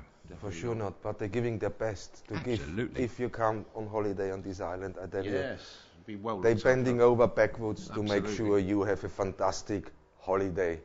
Totally, all Never times. forget. Old times. No, yeah, That's totally. the And prerogative. here's one positive little story that Thomas and Wayne and myself, we all witnessed a couple of weeks ago. Unlike most places, when a tree comes down and blocks the road, for instance, England, you can be there for some time. Here, within 5 minutes, men from nowhere appear with chainsaws, and it's all chopped up, moved out the way, and away you go. And that happened here in Agisbertaers 2 weeks ago. Yes. Yeah. Quite extraordinary, wasn't it? It was, Thomas? yeah. Fantastic. How quick was it? In the middle of the village. No? That's Right, yeah. Storm on, tree came down, and it took less than 20 minutes. The locals so quick. Yep. So it was quick all cleared organized, and it was cleared away within 20 minutes. Everything like nothing happened. I've never seen it before, like No. anything like it. It's really, but that's the amazing. locals come together. That's what I mean with Community spirit. there's still a community spirit. Yeah. There is still, Oh, that's the thing, best it's thing the- here, Thomas. Oh, community unbelievable. spirit. unbelievable. And I have to say, I've lived in many places in England. I've said this before, I know. I've never felt it so strong and warm and wondrous as here. I really mean No, that. I agree. Yeah. And that's what keeps me here, keeps me going. Keeps you going, keeps you. Revitalises me, makes me come alive. Yeah, no, definitely it's a fantastic island. So we're gonna. Yeah. Okay, we finished with our daily moan, and we're coming on to something more serious, and this is the topic of the day. Oh yes, now we're going a little bit international again, no? Yep. So for the thing and the topic of the day, will you take it away, Adrian? Me? Oh, I thought you were going to do it. Should on I that do one, it? Thomas? I think The subject matter is serious. We can't brush this. for sure or- serious. We no. can't brush this under the table. It This has is to be, not can't be brushed under the table, and it's a subject that requires careful consideration of. But we would want to talk tonight about the hysteria, or apparent hysteria, going on in particularly Hollywood at the moment with a lot of sexual harassment cases. It has actually spread beyond Hollywood. It's in London. It's gone to many other places around the But world. Hollywood started it off, no? But yes, they did. Yeah. And it's in the news every single day. And some of these cases here are very serious. And obviously we can't talk about pending lawsuits and police cases against certain individuals. But I think, Thomas, you were wanting to talk about the area of where's this leading to and how far is this going. And I mean, it's one thing to talk about rape, sexual harassment, abuse and molestation, but it's another ball game to talk about, oh, he unexpectedly kissed me on a cheek, or his hand accidentally brushed on my knee. I mean, we've got to have some parameters here. I mean, And first, think it was a long time coming. yeah. It was Yeah, for sure a long time definitely. coming. But it came out like it did now, okay? Straight out of Hollywood, and this affected the rest of the world now slowly. Yes. Shows you how big a problem. How widespread That is. it is. Yeah, Yeah, absolutely. definitely. No? Yeah. Man, it was shocking. Man, we all knew it. Come on, we all from the industry. We all from theater, from film. Absolutely. For years now. The okay? casting couch has been something It's, that's been there since, I think, the 1920s or before that. I mean, in theatre, it's probably ever since the theatres were around, quite frankly. But in film, I remember reading stories from the 1920s, 30s of actresses having to get into all sorts of problems to get roles and all the rest of it. So the notion of the casting couch has always been there. It was certainly in my mind when I was lucky enough to start acting in the 90s. People were telling me stories. I heard some terrible stories regarding some very famous actors and actresses at the Chichester Festival Theatre. I won't repeat them, but they were quite horrifying if they were true. I mean, you see, that's the trouble. I don't know whether any of these were true. It does look as if there is a lot of substance to many of the allegations that are being made currently at the moment. And as I said before, we must take them very seriously. But there is distinctions here, aren't there? It's not.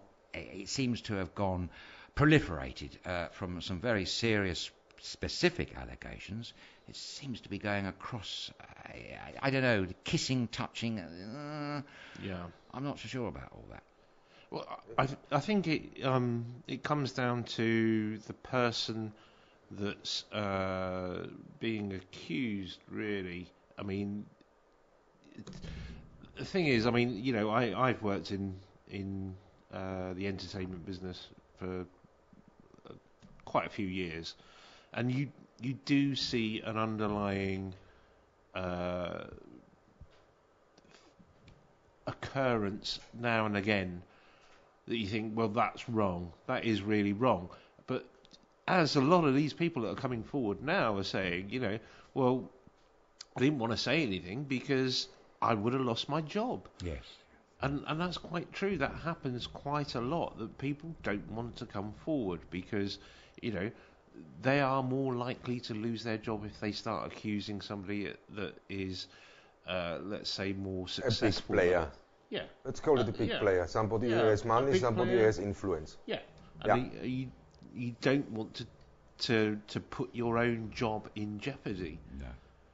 By coming forward and saying, oh, well, this such and such has done this inappropriate thing. Do you think it's also a question of would they be believed? I think some people probably were a bit reticent in coming forward because Mr. X or Mr. Y was so famous and so powerful, whatever that exactly means, they wouldn't, you know, be believed. I think, to be honest, I mean, because, you know, I know that certain people have reputations for some of these kind of allegations. It wasn't talked. I mean, it wasn't talked about, and I'm not going to name any names at all. But you know, they do have sometimes a reputation that goes before them. Oh yes. Of these kind of situations, and but nobody ever talks about it. As I say, because you don't want to lose your job. I think it's also the embarrassment. Yeah, well, it can be. Plays a big part. I think it can I be. believe. But it's also the fear of it. I think of, you know, this is somebody that's very successful. If I say something, it's my word against theirs. Good. Yeah. So who has the most powerful friends? Oh, I don't know. You know, no, it's a case of that. If I have good connections in that, I'm relatively safe. Yeah. If you're a young, inspiring actor, and you get pushed in now to this situation. Yes, exactly. So you have to make a decision. Do I report that now? No. Yeah. And with that, my career is over. That's it. That's it. Before it even started, it's over. Mm-hmm. Yeah. Or what do you do? It's not an easy thing. You have a dream in your head, and you pursue this dream, and you say, okay, whatever it takes, I will achieve that. Yeah? And then all of a sudden you hear about it, and then all of a sudden you're faced with it yourself. Yes. That's a big difference. I think I was very brave with some of these people to come forward and definitely, things, you know? And it's definitely it's going to change the industry completely for everybody really, and for the better. Yes, totally. For the better. Yeah. You know, the thing is, there are so many people out there that will take advantage of that fact that they are successful and are able to say whether you work or you don't work. So, you know, therefore, they're kind of worried. If they make an inappropriate move towards you, then sometimes you kind of just push it aside and say, "Oh, okay." It's the shock moment. Yeah, it is a shock. It is a bit of a shock moment. Before you know, some people can respond instantly. Yes. Yeah, and some people can't do that. Some people, they're in a state of shock. Yeah. Until they can put that straight in their head. Yeah. The whole thing is over. There's maybe already 1 or 2 days gone. Yeah. And the more time passes, you know, and this is the time when they become unsure. Okay, should I pursue this, or yes, it's just indeed. a couple of days ago, already a couple of days ago. So you know, just let it go. Yeah. And in that moment, you don't think about the people who come after you. No.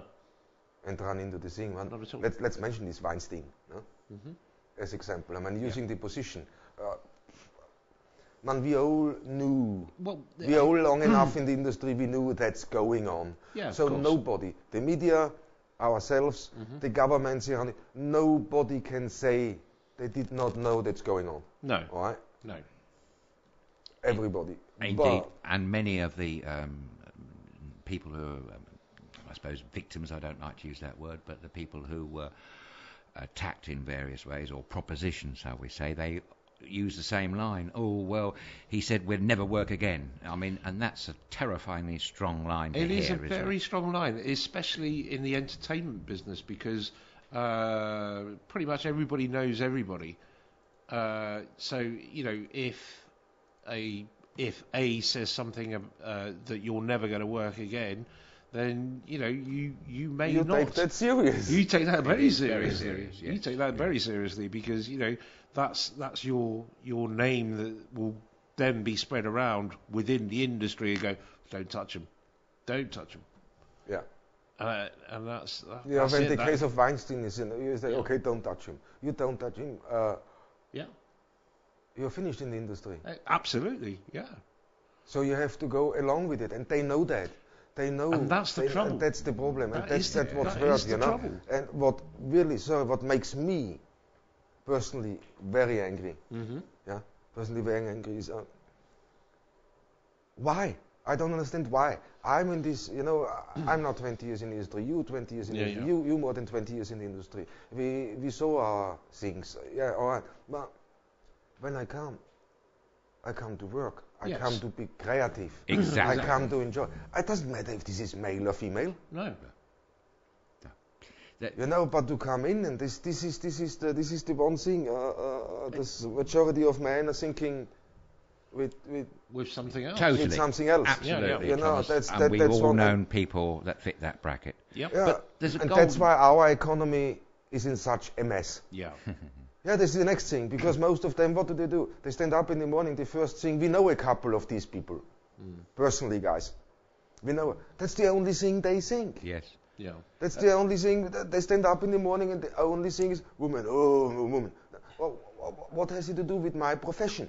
Nothing. Well, that's the thing that I was going to say, is that it's the golden rule, isn't it, that's been broken here, like in many other industries and service areas. You'd never mix business with pleasure. And I mean, this casting couch business, the actress is coming to It's an audition, disrespecting, shall we say. What on earth has someone's private affections or sexual appetite got to do with the role or the film or the play that they're auditioning for? It has nothing to do with it whatsoever. No, it doesn't. And there should be a clear, demarcated line here. Yeah. Absolutely. Keep your private life out of it. You're here to audition an actor or an actress. You just do that. Yeah. Actually, on that very subject, I might share with you a little anecdote that both Wayne and I experienced ourselves back in 98, 99, I think it was, when we were putting on a play by a local author. It was a funny play, a comedy play. We'd done Act 1, and somebody asked us to extend it to the whole play, and we took up Bognor, the theatre in Bognor, which sadly, alas, the watershed is no more, which is such a shame, because it was lovely being there, wasn't it, Wayne? It was. But we did this run of a play. I will mention it. It was called Me and My Friend. It was by Gillian Plowman, lovely lady who lives in the Chichester area, did a lot for charity, or has done a lot for charity, by the way, a children's hospice. But we performed this play, and before we got to run the whole play, we were auditioning for the two leading ladies in the play. They were in Act 2, because we'd been in Act 1. And we'd kind of cast on the basis of talent and how we knew that certain actresses would be right for the role. We kind of made our decisions privately, but in this interim period, before the rehearsal started, both Wayne and I were absolutely deluged with this one actress who absolutely was possibly throwing herself at us, desperate to get into bed, do this, anything for the part. And that's really kind of intimidating. It's also off-putting, and it's a bit confusing as well, because we believe that the part should go for the best person. If you audition it, everything should be fair, and the person should get the part on talent and suitability for the part, not because they opened their legs and you had a quick jump with them. I mean, come on, that's just not right, is it? So we stood our ground, we turned away, and we said, Oki! Well, we actually said no, but we would have said Oki had we been here. But anyway, I think she was a little bit disappointed, but nonetheless, we went on and did the play, and a jolly good time was had by all. We did. I mean, the thing is, it isn't down to that kind of thing. I mean, it really isn't whether I'm going to sleep with you, whether you get the part. But there are people that take advantage of that. Yes. And that's the problem. That is the real problem, that there would be... Your hands? Yeah. Okay. Sorry, there would be people that would have been unscrupulous and actually given her the part, slept with her, and, Yeah. Yeah. It's And see, there's that's the bad always thing. two sides to it, isn't it? Yes. There's always two sides to it. It's not just oh, he came on and he done that. No. There's also these things, and in my professional experience, Yeah. there's also these things where they come on to you, where they think, okay, I come in now, I wear something sexy, I will flirt, and I will get this part. Yeah. Yeah. I'm afraid So it doesn't work like it that. doesn't exactly. It doesn't work. I mean, for me, it never worked. Never worked and in because fact- it makes me angry. Yeah. It makes me, it upsets me. We are all lucky to be able to work in this industry. We are all lucky to have some kind of success. Yeah. We're working very hard for that. Yeah? And then someone comes in and says, look at me, and they say, Do you know- I can have some benefits if you know. I mean, come on. To be honest, that would actually, I would dismiss them straight away almost. Totally. To be honest, Definitely. So whatever it's, talent they had, if they had talent, they'd have lost all my respect straight away for doing that in the first place. totally. I agree. That's, Sorry, You're absolutely right. It's, No, and that's the professionalism now. Now our profession is in danger, Yeah. completely in danger because of people like Weinstein, is people like Spacey, and it's really, it's bad. On the subject of Spacey, It's, it was almost common knowledge in the papers about 2 to 3 years ago that there was a negative culture operating at the Old Vic. There were reports about this. So maybe in hindsight, which is a wonderful thing, maybe the Old Vic should have tightened up on their procedures and perhaps done a little investigation. But Definitely. Kevin Spacey was artistic director, wasn't he? He was, yes. He was, yeah. So the artistic director tends to give you almost ultimate power. So we're back Almost. to the same thing again that's with the back to Harvey this- Weinstein, aren't Harvey we? Weinstein, you have ultimate power, and now I try to abuse that. Yeah, exactly. And because I think I'm so good, I can get away with anything Yeah. I do.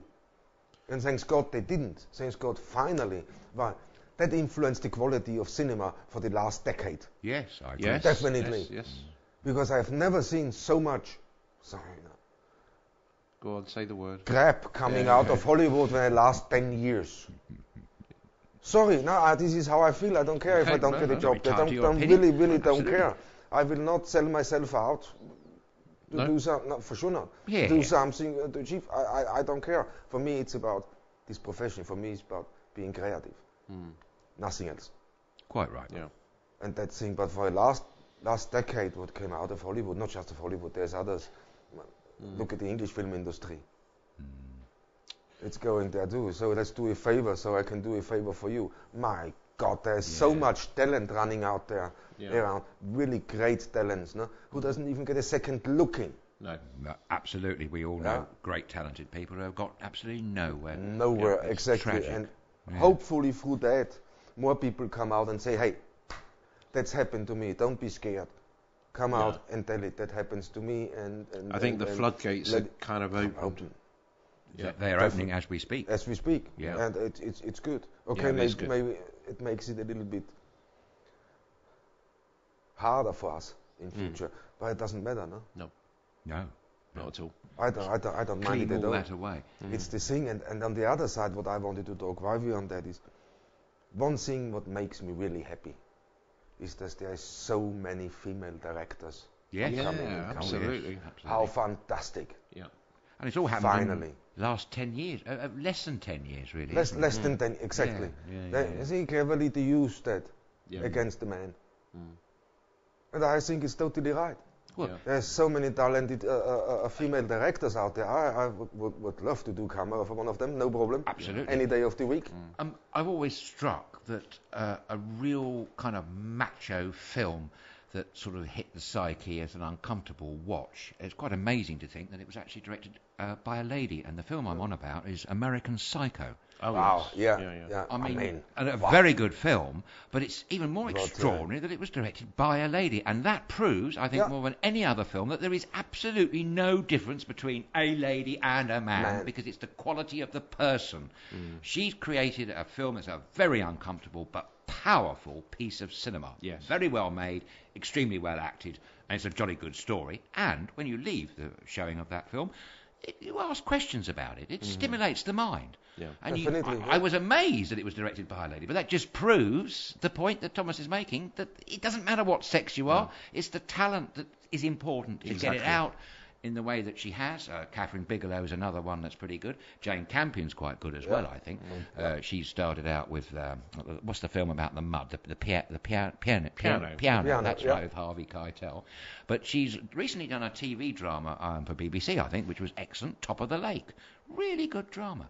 So there's no difference because it's a lady or a man. It doesn't matter. It's the quality of the film that counts. Yeah. Yeah, but this is, Dad says, creativity doesn't know a gender. Of course it doesn't. That's what it is, and this should be by everybody's mind. Creativity has no gender. Has no gender. If you're male or female, it doesn't matter. No. But at the other side, when you look at some movies what were less successful, but were directed by men. When you just look in, I have movies in there. I don't want to mention the name of the movie. I don't want to promote it. God not. No, but what gets me now, what really gets me, you have an action movie. Why do I need a sex scene in there? Because this is for the male viewers. We have the guns and we want to see some. What is that about? No, I don't know. I'm telling a serious story. Or in dramas, they put into drama sex scenes. Okay, if it has to do something with the storyline, it's something different. Yeah. But most of that has nothing to do with the storyline. No. It's just so the male race now, we males are more likely to watch that because there's That's so depressing, isn't it? It's not right. No, it's not. It's boring. This is what gets me off by a movie. I want to watch the storyline. I know I know the storyline. I want to watch the movie. I don't need a sex scene thrown in between. No. It's almost demeaning, isn't it? Really? It's come on, you're in the middle of a war, and then all of a sudden, today I've got to shot a few people. Let's have a sex scene in between, and then go back to the action. What? Yeah. It's I can share another story while I think about it. The casting couch in reverse. We're talking about powerful people who people are looking to secure their futures, careers on, and they don't want to annoy the people that's going to employ them, hopefully. But it can also work the other way. The actress, or indeed the actor, could indeed be so keen on the part that they would practically throw themselves at the director or the producer. Yeah. Now, I haven't got a personal experience of that within filmmaking, but I can share an anecdote with you that happened to me personally in about 1990, when a long time ago, at that time, I was in a petrol station running a garage, and I had to have some people to apply for some jobs. I think I interviewed about half a dozen people for this particular job. And this one lady came along. She was about early 20s, and she was, shall we say, dressed extremely provocatively. I was aware of this, obviously, from the start, and made sure I was acting with the utmost propriety at all times. So I ushered her into the office. We sat down. There was a nice distance between us. Went through the questionnaire, as it were, asked lots of questions, and over a period of time, not much time I hasten to add, her chair got moving closer and closer and closer, and she was obviously a very attractive lady, absolutely reeking with perfume, you wouldn't believe. Goodness knows what she was trying to cover up, but anyway, she'd get closer and closer, and then all of a sudden a hand appeared on my leg, and oh dear, I won't go into any more details, but I found the experience extremely uncomfortable. I really didn't want to be there, and obviously this particular lady I didn't think suitable for the position, but I did feel very not right at all. It was an unhappy experience, and I didn't quite know how to say no to the lady with the job because she came with all these qualifications. I just thought, well, maybe she hadn't quite got it with customers. I don't know. But anyway, needless to say, I didn't employ her, but I did feel quite intimidated and in an awkward space after that. Yeah, I'm sure you would. It's almost like an invasion of your space. It was. We started, she was here, I was here, and at that minute I was up here, I was up against the wall. There was nowhere else for me to go to get away from this rampant lady, shall I say. I bet you, here's a thought, if I had given her the job, would she still be so rampant at the end of week one? I doubt it. But I didn't want to find out, so you're all right, folks. Doesn't matter. Let's move on. Let's move on. But coming back to the sexual harassment, I mean, this is really kicking off now. This is rocking Hollywood, this is rocking other cities, this even rocks the English Parliament and other countries at the moment. And I think it's good. They should really go after that. And there is no excuse. No, really, absolutely no excuse. None. No. Oh, I didn't know I was doing that. I'm going now to therapy. Oh, come on. What is this Weinstein? I went to therapy because I didn't know I was so obsessed. Yeah, I mean, but Spacey said the same, no? I had no idea I'm doing that. What? Didn't Michael Douglas say that he was addicted to sex at some point? Yes, I think so. Can you be addicted to sex? I think J.F. Kennedy was. J.F. Kennedy, yes. is it? Yeah. He had to have it twice a day, otherwise it interfered with his brain power, so he said. Really? Yes, really. Oh, what a brilliant excuse, isn't it? It is rather, isn't it? Oh, so I can't, maybe I could think. I can't think straight. No. Oh. No, but definitely. I mean, this is an illness, for sure.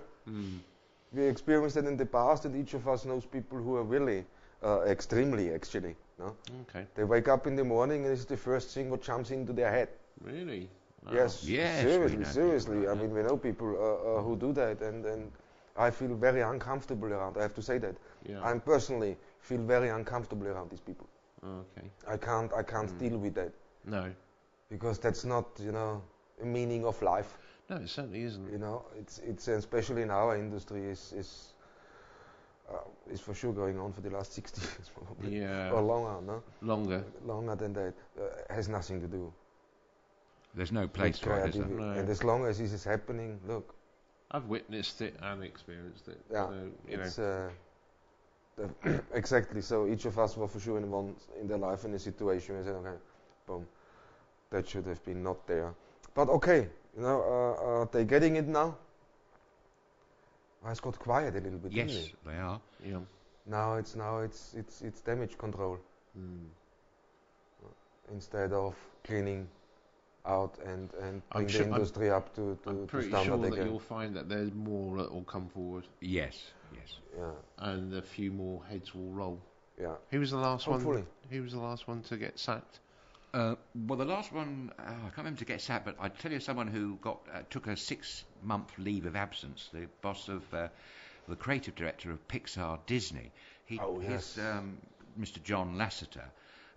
My slight concern here is that he said this line, he said, "I apologise to anyone who has ever been on the receiving end of an unwanted hug." Well, that's a little bit different. I mean, I don't know about you guys, but I've hugged people, actually almost strangers, as a show of outpouring of emotion or thanks, but there was absolutely nothing sexual in that. And that's why I go back to this point that I made about 5 minutes ago. We've got to make a distinction between a hug, an unwanted kiss, an accidental slap or a touch of the leg. That's not the same as what we're talking about with casting couch or the oppression to have sex for the part. I mean, that's a different thing. No. An actual abuse, molestation and rape are completely different. But I can kind of understand what the people that were involved if he was hugging. Oh, in a suggestive manner, or yes, quite. I hope it doesn't mean that we can't, just as human beings, just be able to hug people. To hug each other. Because yeah, I know what certainly you're saying. do that. I shake hands a lot. No, I do know. a double handshake if I'm really grateful for something I know, or someone. I know. That doesn't mean to say I want to have sex with them. No, I don't. No. Okay. But I don't. I just thank them very much indeed for what they've done or said and I'm happy. Yeah. Well, that's a hug. It's I a human thing. I understand that, but I'm just saying that some people use a hug as a different means to actually like press up against what somebody. Was that character in that Tommy Rockhopper? What was his name? Uncle someone or other. Fiddling about. That was a scary portrayal by Oliver Reed. Keith. No. Oh no. Moon, wasn't it? Oh, Keith Moon. Oliver Reed was in the film. Yes, he was. Yeah. But it was someone. Uncle Albert, was it? Oh, I can't remember his name. Anyway, we're always fiddling about. He was the archetypal dirty old man. Raincoat, suitcase full of unpleasant-looking sexual objects or toys. Oh, horrible. Nice. Yes. Yeah, but I think what he said about, I hope I didn't offend anybody with a hug, no? He used the wrong word there. He should be groped. Sorry, I didn't offend anyone because I groped them. Exactly. They're using words, they're turning other things around. They're using innocent words to cover up their shame, to cover up their crime. That's what's happening. No, that's not. I'm not hugging this word gropes. Yes, a grope. No, groping. Yeah. That's what it is. This is definitely. Yeah. But let's find the word what makes it sound less dramatic. Yeah. So, sorry if I offended someone by hugging. That's what I mean, you see. Like I said, you can't Some people offend somebody by some hugging. people If somebody can. doesn't like to be hugged, he will let you know. Yes. You know. And you as person, you judged it anyway well. No, you can see this by a person if a person likes to be hugged or not. Oh, if absolutely. a person is more open, and this you find out through conversation. And these are friendly hugs. That's it. But what he did was probably groping. Again, So it's an abuse of the position. exactly, it's abuse of power and position. Totally, yeah, completely. It's And almost disgusting. like the I don't know, the businessman with his secretary. Yes, totally. Taking advantage of the fact that they're possibly head of a company or something, and then That goes on all the time. sorry, But, Already, it's exactly how it is. Well, okay, I think we had a very good go at that one. Okay. No, it had to be said. We had to Oh, speak yeah, about it. We work in the same industry, and people are saying they can get away with it. No, they can't. Totally. And if you have any experiences yourselves that you'd like to share with us here at StudioKerkyra, we'd love to hear them. This is a very serious topic, and we don't mean to make light of anything, but we would love to debate this further. Yeah, if you have absolutely. some- Definitely, yeah, would be brilliant. We'll return to this again. Definitely, we will catch up with that in another point in the next thing. So, but yes, write us into nightshift@studiokerkyra.com. Let us know what you think or your experiences. No, not it's bad. Okay, on to the next one. Yeah, Yep. and that's our favorite again. Not food, is it? Any excuse. Have you any excuse? Yeah, definitely any excuse. But it's one of our things. Okay, let me call it up. It's animals. Oh, is there any news from the kitty from last night? No, sadly not. Sadly not. But we're hopeful. No, maybe you never know. Do we have any more information about it? Is it a girl or a boy? Or? No, they both disappeared. So I hopefully think they found somebody. Oh, that sounds like a nice. So it sounds encouraging, no? Yep. But I found something else, and while we were looking, I found a great organization I want to talk about quickly, about animals, Yep. And one, and I just called it up. So, and this is CARE. It's called CARE. Okay. And this Corfu Animal Rescue Establishment. Oh, lovely. What works with expats and with Greeks together. And they are based near Sitari. Whole thing is more a charity run. It's a fantastic facility, and they're always looking after doggies and try to find them. And they have really quite a good website. Oh, cool. It's www.carecorfu.com. Yeah, and they have this very well organized. They're up in Sitari. I will call it up quickly so you guys can see what I'm talking about. That's good. Oh, there we go. Oh, Here Mopsy. we go. It's Mopsy. Her age is approximately 3 years old. A very friendly dog. Now, as a female, she's 30 centimeters tall and she is around 10 kilos in weight. Oh, she's a little darling. What a thing. She looks for a home. She had puppies. Not long ago she had puppies, but they said the puppies are not doing that well, but this organization is doing everything they can to save these puppies. But meanwhile, they're looking for mommy for a forever home. There's many other dogs on the website, many other animals on the website what look for a home, and we will go through and we will show every day now a different one. So if you want to give Mopsy a forever home, aged approximately 3 years old, a little friendly dog, a female, she's 30 centimeters tall and around 10 kilos in weight, so not a lot. Bless. How beautiful is she? She's got lovely ears, hasn't she? Yeah, man, we got the address up there. So there's Corfu Care Shelter, Perula. This is near Sitari, up in the north. Telephone number we got on here if somebody is interested. write us if you see this now and you don't take notes and you want to know. Just write into us at Nightshift at StudioKerkyra.com. If you need any information, we send you that through with the web address. But here telephone number is 6972072155. But the best bet is, guys, log on to www.Corfu.com and you will find a lot of other animals who are looking for a forever home. Oh, I hope Mopsy finds a home. Me too.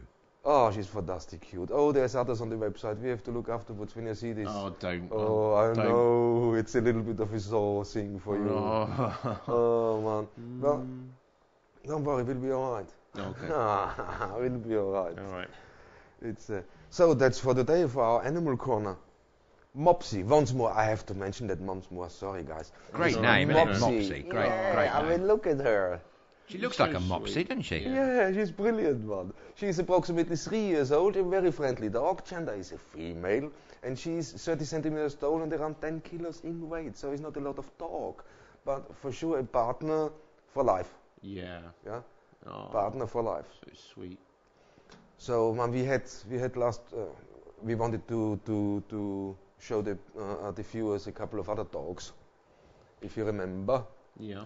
But we read through the thing a little bit and people got a little bit upset, and this has to do with the woman, the German Shepherd. The Yes. two German Shepherds, she got the job offer in another country and she cannot take the dog, so she was looking for a home for the guys, and when she put this on social media, she got hammered, no? She got a few.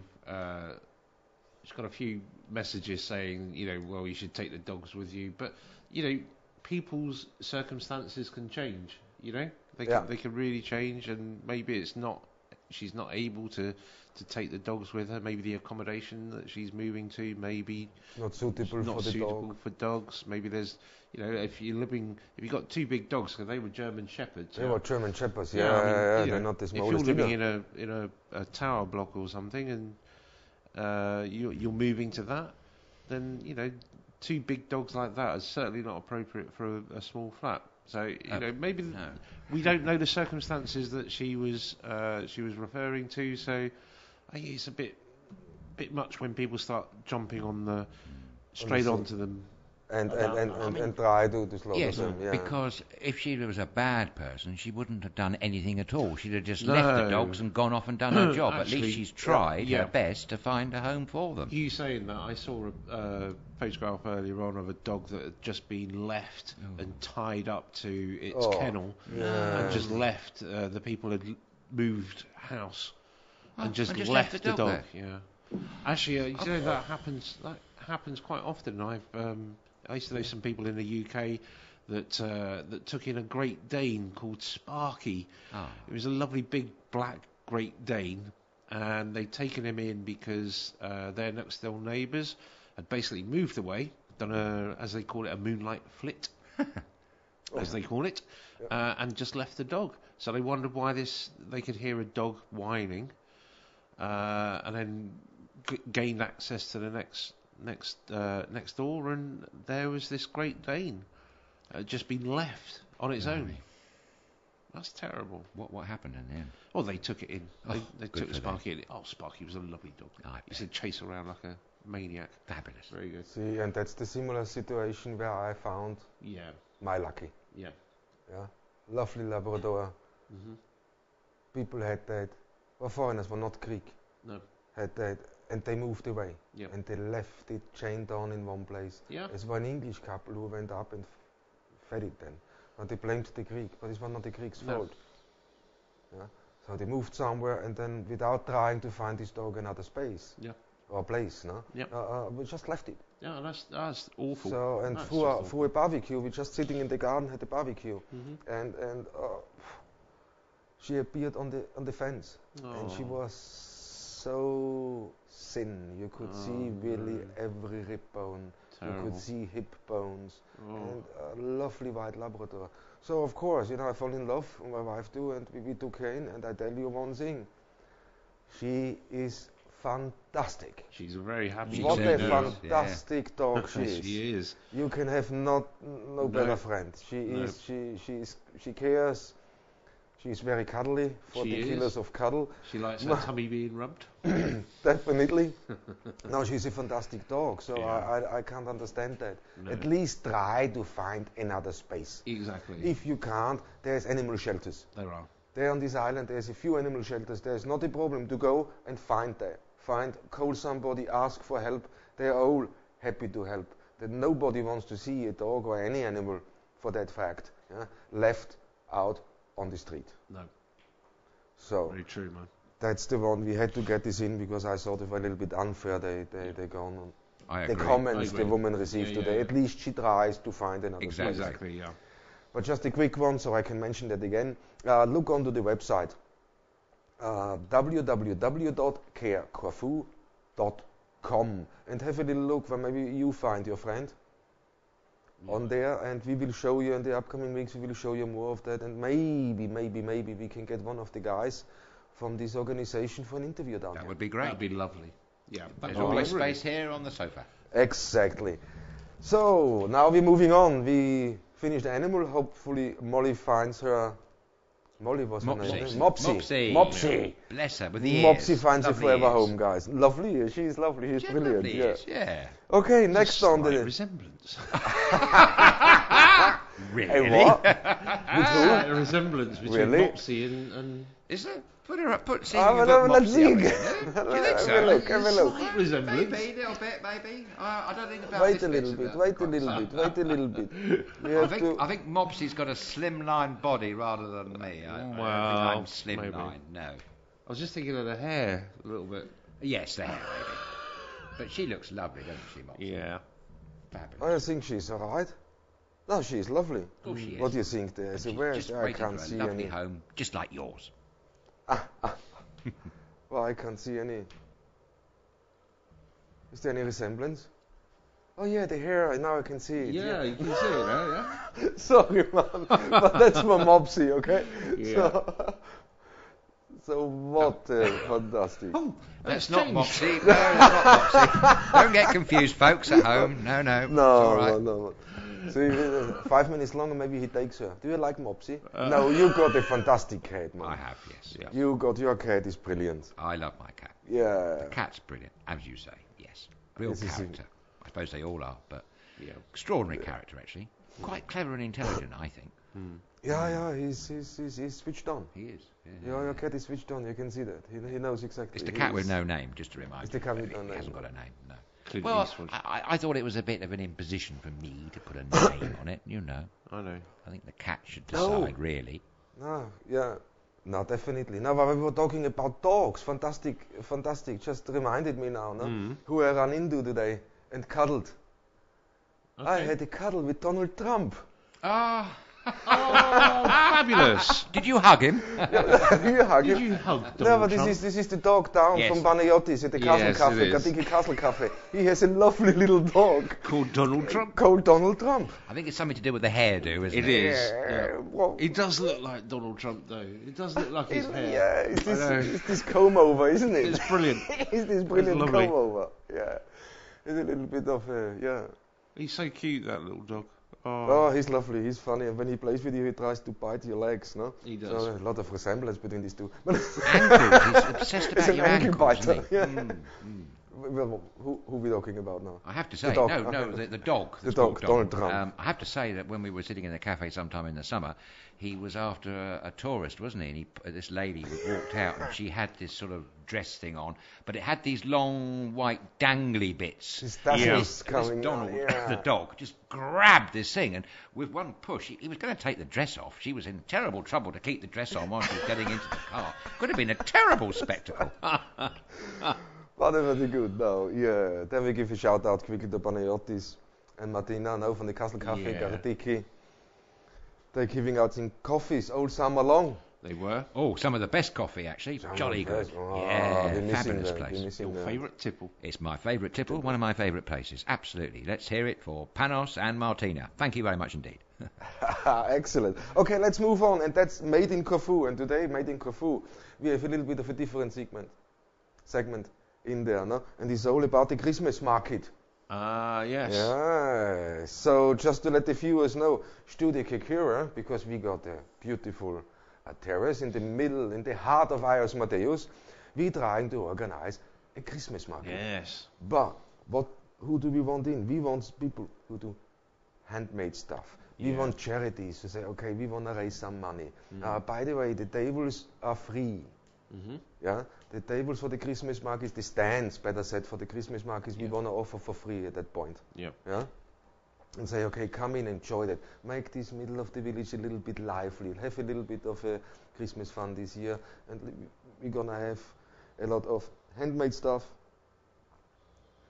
from different corners of the island. All sorts of products.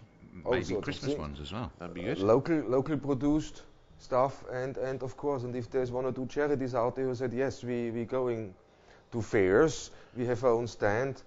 To sell products, to raise money for our charity, please contact us, as you know, at Nightshift at StudioKerkyra.com.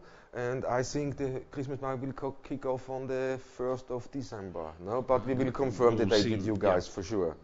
Yeah.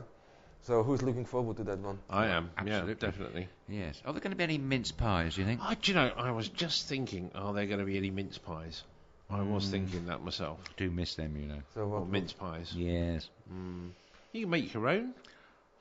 Have a go, I suppose. You've got to get the right mincemeat, but yes, I could have a go. Although, is puff pastry, is it? Or is it flaky? No, flaky, that's what I like. Flaky pastry. That might be a little bit difficult for me. I don't know. I don't know. Huh? I don't know what kind of pastry would you put in a mince pie? Well, you can use short crust, but you can. I particularly like flaky. You see, you like flaky. I have a penchant for flaky pastry. Yes. Okay. Fair enough. I thought it was short crust that you normally use. I think it is short crust. Most people do. Yeah. But I think people who make the homemade things, I definitely had homemade flakies, and I particularly like homemade flakies. But it's all personal taste, isn't it? Well, I suppose it is. Let's try and get both here, and then we can all have a selection. Yes, although that might be difficult. But I don't know. Maybe we'll have to make our own. Well, have we got any mincemeat? Well, yeah, I suppose that's the first thing, isn't it?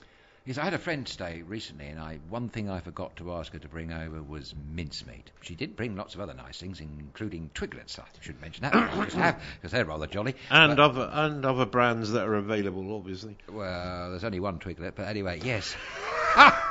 Mincemeat, she could have brought several over, yes.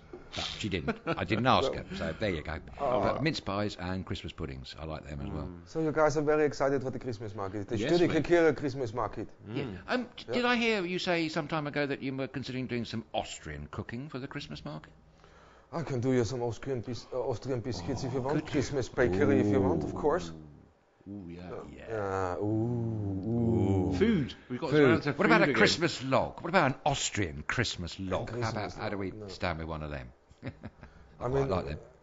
You know, the chocolate log Christmas things. Yeah, Christmas log, yeah. It's the chocolate ones. Yeah, the lovely chocolate. Yule log. Yule log, that's the one. Yeah. That's what I'm after. I like them. Okay, we'll see what we can do. Oh, great. That'd be nice. Okay. I'm getting hungry already. Yeah, so am I. We're talking about food again. Okay, what brings me on to the end of our show? The end of our show is WhatsApp guide. So, yes. Wayne, have you looked in? Yeah, I had a little look today, and, Murder on the Orient Express. Oh, it's back. Yes, the new Kenneth Branagh movie. Fabulous. It's so it's going to be playing at the Orpheus. Yep. On the 23rd of November. So what's that? That's tomorrow, isn't it? Yeah, from tomorrow. That's tomorrow until the 29th of November. So Wednesday the 29th. And it's a star-studded cast, isn't it? Johnny Depp's in it, I believe. Johnny Depp's in it. Dame Judi Dench. Oh, yes, she's always good, isn't she? Dame Judy. Penelope Cruz, I think you mentioned. Penelope Cruz. Derek Jacobi's in there. Derek Jacobi, fantastic. Michelle Pfeiffer. Oh, yes. Josh Gad. Leslie Odom Jr. and Daisy Ridley. Okay. And William Dafoe. I missed out William Dafoe. How can I miss out him? No, you can't. He always makes his appearances, doesn't he? He's quite good. I really like William Dafoe, actually. I do too. Me too. I actually really liked him. What was the movie I liked him in? Platoon. Platoon, yes, it was a great He film. played the sergeant, He didn't did. he? I mean, Yeah. Tom Berenger was very good in that. Oh, Tom Berenger was very good. Yeah, but it's a great film. And Great Charlie movie. Sheen. Oh, yes, great film. But going back to The Murder on the Orient Express, am I right in thinking that Kenneth Branagh is not only directing it, but he's also Hercule Poirot? Yes, he is. He is indeed Inspector Hercule Poirot. Poirot, yes. In fact, actually, because I got it off of a Greek website, Google Translates called him Inspector Poor. But how could they do that? I know. I thought I'd just let you know. Thank you. Yeah. That made me chuckle. Google Translate. Well done, Google Translate. Well done. You. Well done. But yeah, real star-studded cast there. And again, funnily enough, actually, the reviewer was saying that we all know the the end to it. So yet another film where we all know the end. Quite true. Well, it is true, I suppose. You can't change the ending, really. It's like can Titanic, isn't it? I mean, we all knew what was going to go out in the end. Still a good film, though. It is still a good film, but you kind of, I don't know. I quite like a surprise at the end or something. Maybe like it's that. in the journey of getting there, though. Maybe it's slightly different to the Yes. original Murder on the Orient Express. Peter Ustinov Well, it was can't in that, be. wasn't he? Yes, but it can't be different to the Agatha Christie Story, book, surely. No, but maybe Well, I there's don't know. Maybe it could. People do take dramatic licenses, don't they? Maybe there'd be a surprise at the end, and Maybe. maybe a song and dance routine or something like that. That'd be quite nice. Oh, gentlemen, it's old. It's all about the way how it's told. Of course, yeah. So, and with the remake, I think it's something. I think it's. I find it brilliant for the remake. Yeah. So it's preserved for the next generation, So this generation is meeting that story too. So I think it's There's for sure been good. quite a few remakes lately, actually, hasn't there? Yeah. Too many for my taste, but it's alright, it's normal. See what's going on in Hollywood, and of course there's no new ideas coming up. No, yeah, this is true. This is very true. They're too busy with other things. Yeah. Okay, guys, I think that's it for today's show. Oh, okay. Tonight show. Well, that's gone through quite quickly, hasn't it? I know, sorry, man. Yes, I'm sorry. But the good thing is, hopefully, God willing, we'll be back here tomorrow night to do it all over again. Yes. Oh yeah, we're gonna be back tomorrow night for sure. We start again 10 until midnight. So with new things to moan about, with new question and answers. Made in Corfu, we have new animal tomorrow, of course, again. Yeah. Then we get a hot topic, the WhatsApp guide. No? Of course, local news and international news, what we think about. So for everybody watching, for me, thank you very much and goodbye. And from you guys. Oh, well, it's been a pleasure as always to be able to talk to you all. Thank you for watching, and Kala Nikta. Very good night from me, and keep smiling, everyone. Okay, good night. Good night. Good night.